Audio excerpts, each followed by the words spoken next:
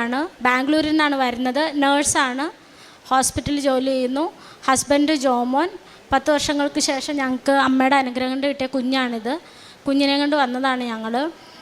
ഞാനിവിടെ ആദ്യമായിട്ട് വരുന്നത് ഒരു 2022 ജൂലൈയിലാണ്. അന്ന് എൻ്റെ ഒരു ഫ്രണ്ട് പറഞ്ഞിട്ട് ഇതുവഴി ആലപ്പുഴയ്ക്ക് പോണ വഴിക്ക് ജസ്റ്റ് ഇവിടെ ഒന്ന് ഇറങ്ങി കയറിയതാണ്. അപ്പം ഞാൻ അമ്മോട് പറഞ്ഞു, എനിക്ക് എന്താ ഏതാണെന്നൊന്നും അറിയില്ല, ഇവിടെ ഒരു ദിവസം വന്നിരുന്ന് അമ്മയായിട്ട് സംസാരിച്ച് എന്താണ് ഉടമ്പടി അല്ലെങ്കിൽ എന്താണ് ഇവിടുത്തെ രീതികളെന്ന് അറിഞ്ഞതിന് ശേഷം മാത്രം എനിക്ക് വരാനേ കഴിയുള്ളൂ, അതിനൊരു അവസരം ഉണ്ടാക്കി തരണമെന്ന് അവിടെ നിന്ന് ഞാൻ പ്രാർത്ഥിച്ചിട്ടാണ് ഞാൻ ആലപ്പുഴയ്ക്ക് പോയത്. തിരിച്ച് ഒക്ടോബറിൽ തന്നെ എനിക്ക് അതിനൊരു അവസരം ഉണ്ടായി. ലീവൊന്നും കിട്ടിയില്ല, പക്ഷെ പെട്ടെന്ന് തന്നെ പൂജാ ഹോളിഡേ ആയതുകൊണ്ട് ഹോസ്പിറ്റലിൽ നിന്ന് ഹിന്ദുസ് എല്ലാം ലീവ് എടുത്തോന്ന് രാത്രി പറയുകയും പിറ്റേ ദിവസം രാവിലത്തെ ട്രെയിൻ ഞാൻ അവിടെ നിന്ന് കയറി ഇവിടെ എത്തുകയും ചെയ്യുമായിരുന്നു. ഇവിടെ വന്ന് ആ ജനലിൻ്റെ അവിടെ ഇരുന്നിട്ട് ഞാൻ എൻ്റെ കാര്യങ്ങളൊക്കെ ഇങ്ങനെ നമ്മൾ വീട്ടിൽ നമ്മുടെ അമ്മയോട് പറയും പോലെ എന്നെ ഇവിടെ ഇരുന്ന് പറഞ്ഞു. എൻ്റെ ജനിച്ചപ്പം മുതൽ എൻ്റെ എല്ലാ ജീവിത കാര്യങ്ങളും, അതുപോലെ തന്നെ കല്യാണം കഴിഞ്ഞിട്ടുള്ള അവസരങ്ങളും, ഒരു കുഞ്ഞിന് വേണ്ടി ഞാൻ എന്തുമാത്രം വിഷമിക്കുന്നുണ്ടെന്നുള്ളതെല്ലാം ഇവിടെ ഇരുന്ന് ഇങ്ങനെ പറഞ്ഞു കഴിഞ്ഞിട്ട് ഞാൻ പറഞ്ഞു, ഞാൻ ഉടമ്പടി എടുക്കാൻ യോഗ്യതയാണെന്ന് അമ്മയ്ക്ക് തോന്നുവാണെങ്കിൽ മാത്രം എനിക്കും എൻ്റെ ഹസ്ബൻഡിനും ഇവിടെ വന്ന് ഉടമ്പടി എടുക്കാനുള്ള ഒരു സാഹചര്യം അമ്മ തന്നെ ഒരുക്കി തരണമെന്ന് പറഞ്ഞു. അത് കഴിഞ്ഞ് അത് ഒക്ടോബറിലായിരുന്നു 22. അത് കഴിഞ്ഞിട്ട് ഒക്ടോബർ 22 അങ്ങനെ പറഞ്ഞ് ഞാൻ പ്രാർത്ഥിച്ചു പോയി. പിന്നെ യൂട്യൂബ് എടുത്ത് ഇവിടുത്തെ ഓരോരുത്തരുടെ സാക്ഷ്യം കേൾക്കുകയും ധ്യാനം എന്താണെന്ന് കാണുകയും എന്നെ ഇവിടെ പരിചയപ്പെടുത്തിയ ആ ചേച്ചിയിലൂടെ ഇവിടുത്തെ രീതികളും എല്ലാം പറഞ്ഞ് മനസ്സിലാക്കുകയൊക്കെ ചെയ്തു. 2023 ഫെബ്രുവരി 28 ഞാനും ഹസ്ബൻഡും കൂടെ ഇവിടെ വരികയും ഉടമ്പടി എടുക്കുകയും ചെയ്തു. ഉടമ്പടി എടുത്ത് 6 നിയോഗങ്ങൾ വെച്ച് ഇവിടെ നിന്ന് പ്രാർത്ഥിക്കുമ്പോഴും ഞാൻ അമ്മയോട് പറഞ്ഞത്, അമ്മ ഇതിൽ ഞാൻ 6 വെച്ചിട്ടുണ്ട്, ഇതിൽ ഏതാണോ എനിക്ക് തരാൻ അമ്മയ്ക്ക് ആഗ്രഹം എന്ന് വെച്ചാൽ അത് മാത്രം തന്നാൽ മതി, എൻ്റെ ആഗ്രഹങ്ങൾ മാത്രമേ ഞാൻ ഇതിൽ എഴുതിയിട്ടുള്ളൂ എന്ന് ഞാൻ പ്രാർത്ഥിച്ചിട്ടാണ് പോയത്. പിന്നെ എനിക്ക് 6 മണി ഷിഫ്റ്റായിരുന്നു. 4 മണിക്ക് വെളുപ്പിന് എഴുന്നേറ്റ് 5 മണിക്ക് തന്നെ പ്രാർത്ഥിച്ച് ബൈബിൾ വായിക്കാൻ എനിക്ക് രാവിലെ സമയം കിട്ടാറില്ല. ഞാൻ 5:30 വീട്ടിൽ നിന്ന് പോകണം. അപ്പോൾ അങ്ങനെ പ്രാർത്ഥിച്ച് ഡ്യൂട്ടിക്ക് പോയിക്കൊണ്ടിരിക്കും. വൈകുന്നേരം വന്നിട്ട് ബൈബിൾ വായിക്കും. പക്ഷേ എനിക്ക് വചനങ്ങളൊന്നും മനസ്സിലാവുന്നുണ്ടായിരുന്നില്ല, കാരണം ഞാൻ ആദ്യമായിട്ടാണ് ബൈബിൾ വായിക്കുന്നത്.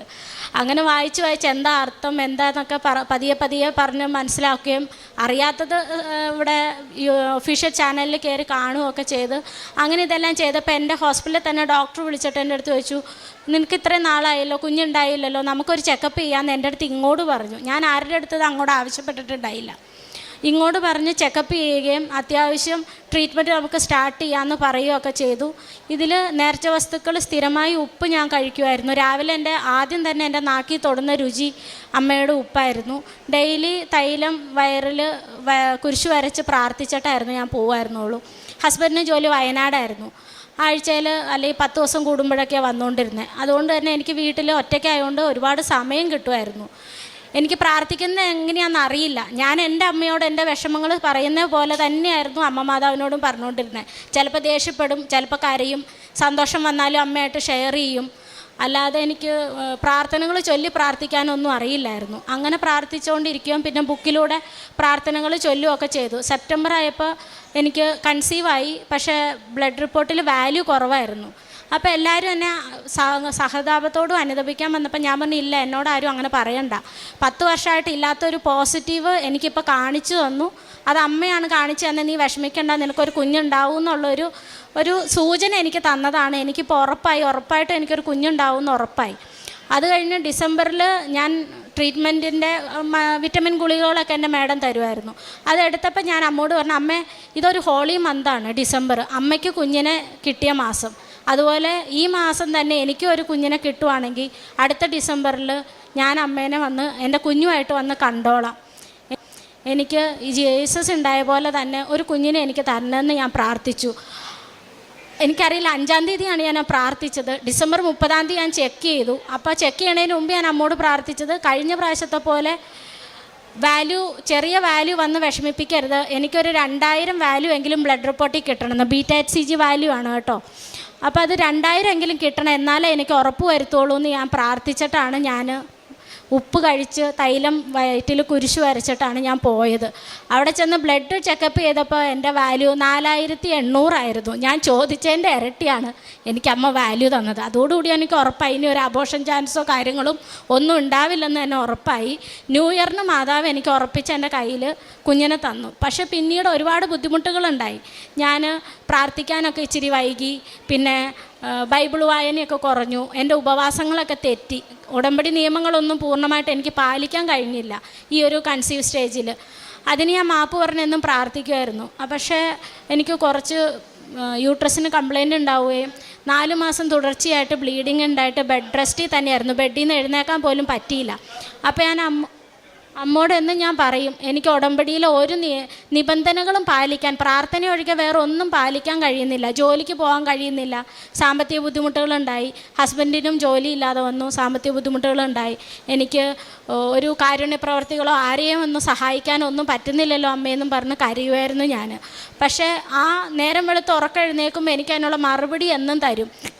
കുഴപ്പമില്ല, ഇതെല്ലാം ആരെങ്കിലും മുഖേനയായിരിക്കും കേട്ടോ, അല്ലെങ്കിൽ വായിക്കുമ്പോഴോ അല്ലെങ്കിൽ ഏതെങ്കിലും ഒരു ഇതിലൂടെ മെസ്സേജായിട്ട് എനിക്ക് കിട്ടും. അത് കുഴപ്പമില്ല, നിനക്കെല്ലാം റെഡിയായി കഴിയുമ്പോൾ ചെയ്താൽ മതി എന്നുള്ളൊരു മെസ്സേജ് കിട്ടി എനിക്ക് ആശ്വാസവും കിട്ടും. അങ്ങനെ ബ്ലീഡിങ് ആയിട്ട് ഞാൻ 4 മാസത്തോളം ബെഡിൽ തന്നെയായിരുന്നു. എന്നാലും ഞാൻ അമ്മയ്ക്ക് സമർപ്പിച്ചു എൻ്റെ കുഞ്ഞിനെ, എൻ്റെ യൂട്രസും എൻ്റെ കുഞ്ഞിനെ ഞാൻ അമ്മയ്ക്ക് സമർപ്പിക്കുകയാണ്, എനിക്കൊരു കുഴപ്പം കൂടാതെ തരണം എന്ന് പറഞ്ഞു. അങ്ങനെ എൻ്റെ പ്രഗ്നൻസി കാലങ്ങളെല്ലാം കഴിഞ്ഞ് ഞങ്ങൾക്ക് ഡേറ്റ് കിട്ടിയത് ഓഗസ്റ്റ് 18 ആയിരുന്നു. സിസേറിയൻ തന്നെ വേണമെന്ന് പറഞ്ഞു. അങ്ങനെ പ്രിപ്പറേഷനിലിരിക്കുമ്പോൾ ഓഗസ്റ്റ് 15 വ്യാഴാഴ്ച വീടിൻ്റെ അടുത്തൊരു ഉണ്ണീശോ പള്ളിയുണ്ട്, അവിടെ പോയി പ്രാർത്ഥിക്കാം, 18 സിസേറിയൻ അല്ലേന്ന് വിചാരിച്ച് ഞങ്ങൾ റെഡിയാവാൻ നിൽക്കുമ്പോഴാണ് എൻ്റെ ഡോക്ടർ വിളിച്ചിട്ട് പറഞ്ഞത് 17ഉം 18ഉം ഡോക്ടേഴ്സ് ഇല്ല, നീ വേഗം വന്ന് അഡ്മിറ്റ് ആകണമെന്ന്. ഞാൻ പറഞ്ഞു ഞാനൊന്നും പ്രിപ്പയർ ആയിട്ടില്ല എന്ന് പറഞ്ഞു. ഒരു പ്രിപ്പറേഷനും വേണ്ട, വേഗം പോരേന്ന് പറഞ്ഞു. എൻ്റെ ഹോസ്പിറ്റലിൽ എൻ്റെ ഡോക്ടർ ആയതുകൊണ്ട് എനിക്ക് പ്രത്യേകിച്ച് ബുദ്ധിമുട്ടൊന്നും ഉണ്ടായില്ല. ഞാൻ വേഗം പോയി 11 മണിക്ക് അഡ്മിറ്റായി. 12:55 ഓഗസ്റ്റ് 15 കുഞ്ഞുണ്ടായി പുറത്ത് വന്ന് കുഞ്ഞിനെ കണ്ടു കഴിഞ്ഞപ്പോഴാണ് എല്ലാവരും എൻ്റെ അടുത്ത് പറഞ്ഞത്, ഇത് മാതാവ് തന്ന കുഞ്ഞ്, അതുകൊണ്ടാണ് നീ ഇന്ന് തന്നെ ഡെലിവറി ചെയ്തതെന്ന്. എനിക്ക് അർത്ഥം മനസ്സിലായില്ല. അപ്പോഴാണ് ആ ചേച്ചി പറഞ്ഞത്, ഇന്ന് മാതാവിൻ്റെ സ്വർഗാരോഹണ തിരുനാളാണ് ഓഗസ്റ്റ് 15, മാതാവിനെ പോലെ തന്നെ ഒരു പെൺകുഞ്ഞിനെ എനിക്ക് മാതാവ് തന്നു. 17-18 ഡേറ്റ് എടുത്തിട്ട് മാതാവ് പറഞ്ഞു വേണ്ട, ഞാൻ തന്ന കുഞ്ഞ് ഞാൻ വന്ന ദിവസം തന്നെ വന്നാൽ മതി എന്നുള്ളൊരു രീതിയിൽ ഓഗസ്റ്റ് 15 12:55 ഒരു കുഴപ്പമില്ലാതെ, തൂക്കമൊക്കെ ഇച്ചിരി കുറവായിരുന്നു കുഞ്ഞിന്, എന്നാലും ICUവിൽ കിടക്കേണ്ടത് ഒരു പ്രശ്നവും ഇല്ലാതെ എനിക്ക് കുഞ്ഞിനെ കിട്ടി. ഞങ്ങളിപ്പോൾ സന്തോഷമായിട്ട് ബാംഗ്ലൂരിൽ നിന്ന് വന്നേക്കുവാണ്. അപ്പോൾ ആദ്യം തന്നെ അമ്മേനെ കാണിക്കണം എന്നായിരുന്നു എൻ്റെ ആഗ്രഹം. അതും ഡിസംബറിൽ 25 ക്രിസ്മസിന് മുമ്പ് തന്നെ വന്ന് കാണിക്കണം എന്ന് പറഞ്ഞു. അതും വലിയൊരു അത്ഭുതമാണ്. ഞങ്ങൾക്ക് ടിക്കറ്റ് കിട്ടുന്നുണ്ടായിരുന്നില്ല. ബാംഗ്ലൂരിൽ നിന്നുള്ള ഒരു ട്രെയിനിലും ഒരു ബസ്സിലും ടിക്കറ്റില്ല, എല്ലാം ബുക്കായി. ഞാനിതുപോലെ തന്നെ പ്രാർത്ഥിച്ചിരുന്ന് കഴിഞ്ഞപ്പോൾ ഒരു ട്രെയിനിൽ 21 സീറ്റുണ്ട്. അന്ന് ഞങ്ങൾക്ക് പൈസ ഇല്ല ടിക്കറ്റ് ബുക്ക് ചെയ്യാൻ. ഞാൻ അമ്മോട് പറഞ്ഞു എനിക്ക് വരണമെന്ന് അമ്മ ആഗ്രഹിക്കുന്നുണ്ടെങ്കിൽ എനിക്ക് ടിക്കറ്റ് വേണമെന്ന് പറഞ്ഞു. പിറ്റേ ദിവസം നോക്കിയപ്പോൾ 6 ടിക്കറ്റുള്ളൂ. എൻ്റെ ഒരു കൂട്ടുകാരി എനിക്ക് പൈസ തന്നു. ഞങ്ങൾ അപ്പ് ആൻഡ് ഡൗൺ ടിക്കറ്റ്, ഞങ്ങൾക്ക് വേണ്ടി മാത്രം അമ്മ 6 ടിക്കറ്റ് വെച്ചതുപോലെ എനിക്ക് തോന്നി. 3 ടിക്കറ്റ് ഞങ്ങൾ ബുക്ക് ചെയ്ത് ഇങ്ങോട്ട് വന്നു. തിരിച്ച് റിട്ടേൺ ടിക്കറ്റ് ഞങ്ങൾക്ക് കിട്ടി. ഞങ്ങൾ ബുക്ക് ചെയ്തപ്പോൾ തന്നെ ആ ട്രെയിനും ക്ലോസ് ചെയ്തു. അപ്പോൾ അമ്മ തന്നെയാണ് ഞങ്ങളെ ഇങ്ങോട്ട് വിളിച്ചു വരുത്തിയതും. എൻ്റെ എല്ലാ ആഗ്രഹങ്ങൾക്കും അമ്മ കൂടെ നിന്നു. അമ്മേനെ ഞാൻ കാണുന്നത് എൻ്റെ സ്വന്തം അമ്മയായിട്ട് തന്നെയാണ്. സങ്കടം വന്നാലും സന്തോഷം വന്നാലും അമ്മയോട് ഷെയർ ചെയ്താൽ മതി, എല്ലാവരുടെയും എല്ലാ പ്രശ്നങ്ങളും മാറും. ഇത് എൻ്റെ അനുഭവമാണ്. Praise the Lord. അപ്പോസ്തല പ്രവർത്തനങ്ങൾ 16-ാം അധ്യായം 31-ാം തിരുവചനം. കർത്താവായ യേശുവിൽ വിശ്വസിക്കുക, നീയും നിൻ്റെ കുടുംബവും രക്ഷ പ്രാപിക്കും.